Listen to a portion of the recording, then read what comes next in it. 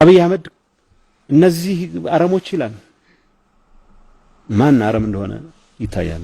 አብይ ነው አረም እዚች ሀገር ላይ በቀለ አረም አብይ ነው።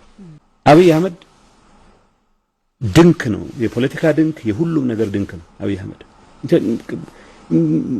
ኖርማሊ ጤነኛ ሀገር ቢሆን ኖሮ ወይ ጸበል ወይ የአእምሮ ሕክምና ሆስፒታል መግባት የነበረበት ሰው ነው። ይሄ ሰውዬ እሱ እናቱ በ7 አመቱ ነገረችኝ የሚለው ነግራው ይሁን አይሁን ነግረውት ይሁን አይሁን አላቅም፣ ግን ህልም የሚያደናቅፈው ሌላ ሰው መስሎ አይታየው። ህወሓትም አይደለም የትግራይ ህዝብ ነው የሚያደናቅፈው። በአካል የነገረን ነው ነግረሽ። አማራ እኮ ልክ አስገባው ነበር፣ ኦሮሞ የትም አይደርስም፣ እናንተ ናችሁ ታስቸግሩኝ። ህወሓትም አይደለም የትግራይ ህዝብ ነው የሚያስቸግረኝ የሚል ሰው ነው። አብይ አህመድን የኢትዮጵያ ህዝብ እጅ አውጥቶ የመረጠው ሰው አይደለም። የኔም ኃላፊነት ጭምር ነው። አብይ አህመድ ሲመረጥ እጅ አላወጣሁም በመጀመሪያ ዙር፣ ሁለተኛ ዙር ላይ ግን እጅ አውጥቻለሁ። ሰው ከብሌሙ ነፃ ነው ማለት ነው። እነዚህ አይነት የአእምሮ ህሙማን መሪ አድርጎ የተቀበለ ማህበረሰብ ነው ቼክ ማድረግ ያለበት ራሱ ነው።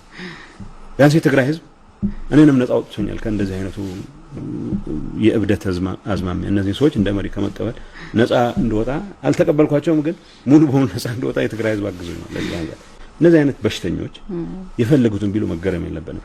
ከዛ ውጭ አብይ አህመድ ዝም ብሎ ነው የሚያናፋው።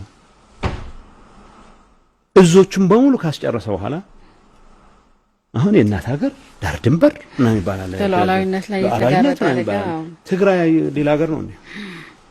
ያው ሌላ ሀገር እንዲሆን ገፍታው እያደረጉት ነው አውቃለሁ።